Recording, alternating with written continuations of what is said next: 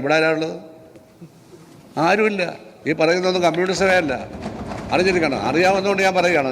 G Sudhakaran കത്തിക്കയറുകയാണ് നിയമസഭയിൽ ഓരോ ദിവസവും. പ്രത്യേകിച്ച് CPM-ന് ഒരു കടുത്ത വെല്ലുവിളിയായിക്കൊണ്ട് കമ്മ്യൂണിസ്റ്റുകാർക്ക് കമ്മ്യൂണിസ്റ്റ് ക്ലാസ് എടുത്ത് കൊടുക്കുന്നൊരു വേദിയായി ഫലത്തിൽ നിയമസഭ മാറുകയാണ്. CPM-നെ കടന്നാക്രമിച്ച് CPM-നെ മാത്രമല്ല CPM നേതാക്കളെ എന്നതാണ്. കേട്ടുനോക്കൂ. ചെറ്റക്കുടലിലും ചെറ്റപ്പുരകളിലും താമസിക്കുന്നവരാണ് കമ്മ്യൂണിസ്റ്റുകാർ വോട്ടർമാർ ഭൂരിപക്ഷവും. അവിടെയാണ് പി കൃഷ്ണപിള്ള EMS ഒക്കെ ഓടിച്ചിരുന്നത്. അവരാണ് അവർക്ക് ഭക്ഷണം കൊടുത്തത്. അതൊക്കെ ഇന്ന് ചരിത്ര കഥകൾ മാത്രമാണ്. ഇന്നത് പ്രാവർത്തികമല്ല, നേരെ വിപരീതമായതുകൊണ്ടാണ് ഞാനിനി ഇറങ്ങിപ്പോകുന്നത്. ആർഭാടം ജീവിതം നയിക്കുന്ന കമ്മ്യൂണിസ്റ്റ് നേതാക്കളെ ഫലത്തിൽ കുത്തുകയാണ് സുധാകരൻ സഭയിൽ ചെയ്തത്. എന്താണ് കമ്മ്യൂണിസം എന്ന് അദ്ദേഹം ഫലത്തിൽ ഓർമ്മിപ്പിക്കുന്നു. ഇനി കോൺഗ്രസിനെയും കേരള കോൺഗ്രസിനെയും ഒക്കെ വിമർശിക്കുന്ന കമ്മ്യൂണിസ്റ്റുകാർക്കുള്ള മറുപടിയാണ് അടുത്തത്. കമ്മ്യൂണിസ്റ്റ് പാർട്ടി കേരള കോൺഗ്രസുമായിട്ട് യോജിച്ചിട്ടുണ്ട്. കോൺഗ്രസിലെ ആന്റണി വിഭാഗമായിട്ട് യോജിച്ചിട്ടുണ്ട്. നാളെ യഥാർത്ഥ കോൺഗ്രസുമായി യോജിക്കത്തില്ലെന്ന് ആരാ നിങ്ങളോട് പറഞ്ഞത്? നാളെ യോജിക്കും. തമിഴ്നാട്ടിൽ യോജിച്ചിരിക്കുകയല്ലേ, ലീഗുമായിട്ട് യോജിച്ചിരിക്കുകയല്ലേ? അല്ലാതെ ചോദിക്കുകയാണ് ജി സുധാകരൻ കോൺഗ്രസിൻ്റെ ചെളിക്കുണ്ടി വീടെന്ന് പറഞ്ഞ മഹാന്മാരെ, നിങ്ങളെ എവിടെയാണ് വീടിരിക്കുന്നത്? തമിഴ്നാട്ടിൽ. അത് ചെളിക്കുണ്ടല്ല, അവിടെ ആവശ്യമായിരുന്നു. അതായത് CPM എവിടെ എത്തി നിൽക്കുന്നു എന്ന് വ്യക്തമായി പറയുകയാണ്. ഇവിടെ കേരളത്തിൽ നിന്നുകൊണ്ട് വലിയ കോൺഗ്രസ് വിരോധം നടത്തുമ്പോൾ തൊട്ടപ്പുറത്ത് തമിഴ്നാട്ടിൽ എന്ത് സംഭവിക്കുന്നു? രാജ്യത്താകെ എന്ത് സംഭവിച്ചു CPM-ന് വലിയ പാർട്ടിക്ക് എന്നുള്ളതാണ് സുധാകരൻ അടുത്തതായി പറയുന്നത്. അതുകൂടി കേട്ടു നോക്കുക. രാജസ്ഥാനിൽ ഒരു പാർലമെന്റ് സീറ്റ് കിട്ടിയത് കോൺഗ്രസിൻ്റെ പിന്തുണയുണ്ടല്ലേ? CPM-ന്റെ സ്വന്തം പിന്തുണയിൽ ഒരേ ഒരു സീറ്റല്ലേ കിട്ടിയത്? ഇതൊക്കെ ഓർക്കണം. നമ്മളെല്ലാം ഓർക്കണം നമ്മുടെ പ്രസ്ഥാനം എന്തുകൊണ്ട് ഇങ്ങനെ ആയിരുന്നു.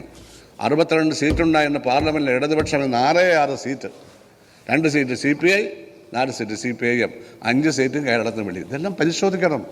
ഇതൊക്കെ പരിശോധിക്കപ്പെടാണ് ആരാണെന്ന് ഉയർത്തിക്കൊണ്ടുവരിക. ആരുയർത്തിക്കൊണ്ടുവരിക എനിക്കറിയില്ല. ഉയർത്തിക്കൊണ്ടുവന്ന ലക്ഷണം കാണിക്കേണ്ട ഇങ്ങനെയല്ലെന്ന് മാത്രമേ ഞാൻ പറയുന്നുള്ളൂ. പൊതുവെ ജനാധിപത്യത്തെക്കുറിച്ച് വാതോരാതെ സംസാരിക്കുന്നവരാണ് CPM നേതാക്കൾ. ജനാധിപത്യം മറ്റു പാർട്ടികളെ വിമർശിക്കുന്നു, അവിടെ ജനാധിപത്യമില്ല എന്നൊക്കെ. പക്ഷേ താനൊരു പാർട്ടി വിട്ടപ്പോൾ ഉണ്ടായ ദുരവസ്ഥ എന്ത് എന്ന് സുധാകരൻ പറയുകയാണ്. ഓരോ ദിവസവും സുധാകരനും മറ്റ് പയ്യന്നൂരിലും തളിപ്പറമ്പിലുമൊക്കെ പാർട്ടി വിട്ടെത്തിയ ഗോവിന്ദൻ ഉൾപ്പെടെയുള്ളവർ, കുഞ്ഞികൃഷ്ണൻ ഉൾപ്പെടെയുള്ളവർ സഭയിൽ CPM-ന് കടുത്ത വെല്ലുവിളിയാകുന്ന കാഴ്ചയാണ്. സുധാകരൻ ഈ പറയുന്നത് കൂടി ഒന്ന് കേൾക്കുക. എൻ്റെ അച്ഛനെ വിളിക്കുകയാണ് എല്ലാ ദിവസവും രാവിലെ അവിടെ. സത്യം പറയാണ്. സ്റ്റേറ്റ് കമ്മിറ്റി മെമ്പറായ ചന്ദനബാബു സ്റ്റേറ്റ് കമ്മിറ്റി മെമ്പറാണ്. എൻ്റെ അച്ഛനെ വിളിക്കുകയാണ്. ഞാൻ അയാളുടെ അച്ഛനെ കാണാത്തത് കൊണ്ട് എനിക്കൊന്നും പറയാൻ പറ്റത്തില്ല. അതെനിക്ക് പറയാം. ഇതൊക്കെ ശരിയാണ് സാർ. സുധാകരനെതിരെ വലിയ ആക്രമണമാണ് ആലപ്പുഴയിൽ നടക്കാറുള്ളത്, പ്രസംഗത്തിലടക്കം. പിണറായി അങ്ങ് പുകഴ്ത്തിക്കൊണ്ടാണ് ഇപ്പോഴും CPM-കാർ ആ ലോകത്താണ് ജീവിക്കുന്നത്. പിണറായിയുടെ ചെരുപ്പിൻ്റെ വാറഴിക്കാൻ പോലും യോഗ്യതയില്ലാത്ത ആളാണെന്നൊക്കെ സുധാകരനെതിരെ വിമർശനം ഉന്നയിച്ചിരുന്നു. അതിനും കുറിക്ക് കൊള്ളുന്ന മറുപടിയാണ് സുധാകരൻ നൽകുന്നത്. പിണറായി വിജയൻ്റെ ചെരുപ്പിൻ്റെ വാറഴിക്കാൻ യോഗ്യതയില്ലെന്ന് ഇവിടെ MLA ആയിരുന്ന അന്നത്തെ പ്രതിപക്ഷ നേതാവിനെ മുണ്ടിരിയണമെന്ന് പറഞ്ഞ ഒരാൾ പറഞ്ഞു. സാർ, ഞാൻ ആരുടെയും ചെരുപ്പിൻ്റെ വാറഴിക്കാൻ യോഗ്യത ക്വാളിഫൈഡ് ഞാനില്ല സാർ. എന്നെ അഭിമാനിക്കുന്നു അതിനകത്ത്. തമ്പുരാക്കന്മാരുടെ ചെരുപ്പിൻ്റെ വാറാണ് പണ്ട് ഭൃത്യന്മാർ അഴിച്ചിരുന്നത്. നമ്മുടെ ആരുടെയും ചെരുപ്പിൻ്റെ വാറ് നമ്മളല്ലാതെ ആരും അഴിക്കും. ഇതൊക്കെയാണ് സാർ ഭാഷ, ഫ്യൂഡൽ ഭാഷ, സമ്പന്നന്മാരുടെ ഭാഷ. ഇതൊന്നും കമ്മ്യൂണിസ്റ്റുകാരുടെ ഭാഷയല്ല.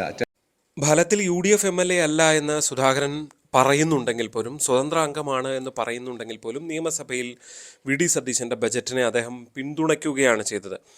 അതിനപ്പുറം പ്രതിപക്ഷത്തെ, പ്രത്യേകിച്ച് CPM-നെ, അവരുടെ നയങ്ങളെ, അവരുടെ സാമ്പത്തിക നിലപാടിനെയൊക്കെ കടന്നാക്രമിക്കുന്നുണ്ട് സുധാകരൻ എന്നുള്ളതാണ്. അതും കൗതുകകരമാണ്, രസകരമാണ്.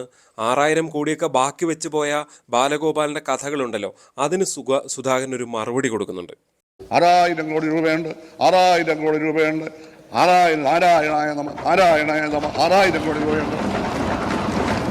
സാറ് ഈ 6000 കോടി രൂപ ഉള്ളൊന്നും അറിയത്തില്ല. ഇടയ്ക്ക് ഒരു നോട്ടും ചില പൊക്കി കാണിക്കും. അത് 6000 വേണമെന്ന് ആര് പറഞ്ഞു? പണ്ട് ചെറുകഥയിൽ ഒരു ചെറുകഥയുടെ പുസ്തകമായ അധ്യാപകർക്ക് നേരിട്ട് ശമ്പളം കൊടുക്കാതെ മാനേജർ പറ്റിക്കുന്നത് 5 രൂപ നോട്ട് പൊക്കി കാണിക്കും. ചെല്ലുമ്പോൾ വീണു നോക്കുമ്പോൾ കുളം പറയും. കൊടുക്കത്തില്ല. ഇത് കൊടുക്കത്തില്ല എന്ന് പറഞ്ഞ പോലെ ഇതുകൊണ്ട് കാര്യമില്ല. പണമെന്ന് പറഞ്ഞാൽ ചലിക്കാനുള്ള ചലനാത്മകമാണ്, മോഷനാണ്, സർക്കുലേഷനാണ്. സുധാകരൻ്റെ പ്രസംഗത്തിൽ വേർതിരിച്ചെടുക്കേണ്ട ഒന്നുണ്ട്. ഇതിൻ്റെ തുടക്കത്തിൽ അദ്ദേഹം വിമർശിക്കുന്നത് കമ്മ്യൂണിസം ഒരു ശാപമാണ് എന്ന് പ്രസംഗിച്ച ഭരണപക്ഷ അംഗത്തെയാണ്. ഫലത്തിൽ സുധാകരൻ കമ്മ്യൂണിസത്തെ പുകഴ്ത്തി പറയുന്നു, താനൊരു കമ്മ്യൂണിസ്റ്റ് വിശ്വാസി തന്നെയാണ് എന്ന് പറയുന്നു. പക്ഷെ അത് പറഞ്ഞുകൊണ്ട് കേരളത്തിൽ സഭയ്ക്കുള്ളിൽ CPM ഉണ്ടാക്കുന്ന വെല്ലുവിളിയാണ് ഇവിടുത്തെ ശ്രദ്ധേയമായിട്ടുള്ളത്. അതായത് ഇവരാരും ചെയ്യുന്നതല്ല കമ്മ്യൂണിസം, എന്നിട്ട് എന്താണ് കമ്മ്യൂണിസം എന്ന് പറഞ്ഞു കൊടുക്കുകയാണ്. മാത്രവുമല്ല തൊട്ടിപ്പുറത്ത് കമ്മ്യൂണിസം താനൊരു ശരിയായ കമ്മ്യൂണിസ്റ്റ് ആണ് എന്ന് ബോധ്യപ്പെടുത്താനുള്ള ശ്രമം കൂടി അദ്ദേഹം ഫലത്തിൽ നടത്തുന്നു. അതാണ് ഫലത്തിൽ യഥാർത്ഥത്തിൽ CPM മുതലാളിത്ത ചങ്ങാത്തവും കാര്യങ്ങളും ഒക്കെ കഴിഞ്ഞ കുറച്ച് കൊല്ലമായി നമ്മൾ കാണുന്നതല്ലേ. അവിടെയാണ് സുധാകരൻ അതൊന്നുകൂടി CPM നിന്ന സുധാകരൻ തന്നെ അത് പറയുന്നത്.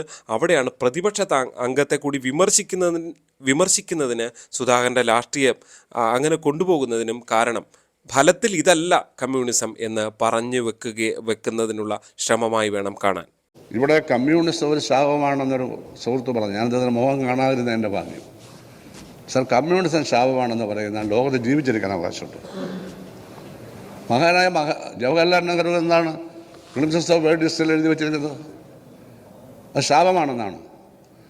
അതിനെ ശാപഗ്രസ്തമാക്കിയവരെ പറ്റി പറയുന്നതിന് പകരം ആ മഹത്തായ ഐഡിയോളജി ആക്ഷേപിക്കാന്ന് പറഞ്ഞാൽ ഈ നിയമസഭയുടെ ഏറ്റവും വലിയ പ്രത്യേകത ഇത് തന്നെയാണ്. CPM 35 സീറ്റിലേക്ക് ഒതുങ്ങി തോറ്റു എന്നുള്ളത് മാത്രമല്ല, അവിടെ തങ്ങളുടെ ഒപ്പം നിന്നിരുന്ന സംസ്ഥാന കമ്മിറ്റി അംഗമായ സുധാകരൻ, കണ്ണൂരിൽ നിന്നുള്ള കുഞ്ഞികൃഷ്ണനും ഗോവിന്ദനും ഒക്കെയുള്ള പ്രസംഗം, പ്രത്യേകിച്ച് ഗോവിന്ദൻ്റെ പ്രസംഗം, ഇതൊക്കെ ഫലത്തിൽ CPM എത്രത്തോളം വെട്ടിലാക്കുന്നു എന്നുള്ളതാണ്.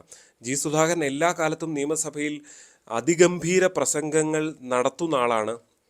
അത് ഇനി ഭരണപക്ഷം CPM ഭരിക്കുന്ന കാലത്താണെങ്കിൽ പോലും ചിലപ്പോൾ കമ്മ്യൂണിസത്തെയൊക്കെ വിമർശിച്ച് അദ്ദേഹം എപ്പോഴും കയ്യടി നേടാറുണ്ട്. ശ്രദ്ധേയമായ പോയിന്റുകൾ പലതും അവതരിപ്പിക്കാൻ കഴിവുള്ള ഒരു വാഗ്മി കൂടിയാണ് സുധാകരൻ. അങ്ങനെയുള്ള ആളെ തങ്ങളുടെ പക്ഷത്തു നിന്ന് നഷ്ടപ്പെടുത്തിയതിൽ ഒരു പക്ഷേ CPM നന്നായി ദുഃഖിക്കുന്നുണ്ടാകും എന്ന കാര്യത്തിൽ യാതൊരു സംശയമില്ല. ഇവിടെ CPM അടിക്കാൻ കോൺഗ്രസ് വേണ്ട, ലീഗ് വേണ്ട, കേരള കോൺഗ്രസ് വേണ്ട. അവിടെ യഥാർത്ഥ പഴയ കമ്മ്യൂണിസ്റ്റുകാരായ ഈ മൂവർ സംഘം തന്നെ ധാരാളമായി മാറുന്ന കാഴ്ചയാണ് നമുക്ക് നിയമസഭയിൽ കാണാൻ സാധിക്കുന്നത്. അത് കേവലം ഈ ഘട്ടത്തിൽ മാത്രമല്ല സർക്കാരിന് സഹായകരമാകുക, ഇനിയുള്ള സമയങ്ങളിലൊക്കെയും സർക്കാരിൻ്റെ പ്രധാന ആയുധമായി ഇവർ മാറും എന്ന കാര്യത്തിൽ യാതൊരു സംശയമില്ല. ഒരുപക്ഷെ UDF എന്നതിനേക്കാൾ ഈ CPM പഴയ അംഗങ്ങളായിരിക്കും CPM വലിയ തലവേദന സൃഷ്ടിക്കുക. കാരണം അവർക്ക് അത്രയും കമ്മ്യൂണിസത്തെക്കുറിച്ചുള്ള ധാരണയും അറിവും ധാരണയും ഉണ്ടായാൽ മാത്രം പോരല്ലോ, അത് പറഞ്ഞ് പ്രതിഫലിപ്പിക്കാനുള്ള, മുഖത്തടിക്കുന്ന പോലെ മറുപടി നൽകാനുള്ള അവരുടെ കഴിവാണ് സഭയിൽ നമുക്ക് കാണാൻ സാധിക്കുന്നത്. സഭ ഒന്നാകെ കൈയടിക്കുന്ന നിലയിലേക്ക്, സ്വാഭാവികമായിട്ടും പ്രതിപക്ഷാംഗങ്ങൾ കൈയടിക്കില്ല, പക്ഷേ എന്നിരുന്നാൽ തന്നെയും ആകെ ആവേശത്തോടെ കൈയടിക്കുന്ന നിലയിലേക്ക് കാര്യങ്ങൾ പോകുന്നത് ഈ നേതാക്കളുടെ സാന്നിധ്യമാണ്. ഇവരുടെ പ്രതികരണങ്ങളെ എങ്ങനെയായിരിക്കും CPM നേരിടാൻ കഴിയുക? 101 വലുതാണ് ഈ 35 എന്നൊക്കെ റിയാസ് കഴിഞ്ഞ ദിവസം പറഞ്ഞു. പക്ഷേ കാര്യങ്ങൾ അത്ര എളുപ്പമല്ല എന്നതാണ് സഭയിലെ കാഴ്ചകൾ തോന്നിപ്പിക്കുന്നത്. നിങ്ങളുടെ അഭിപ്രായം എന്തെന്ന് കമൻ്റായി പറയുക.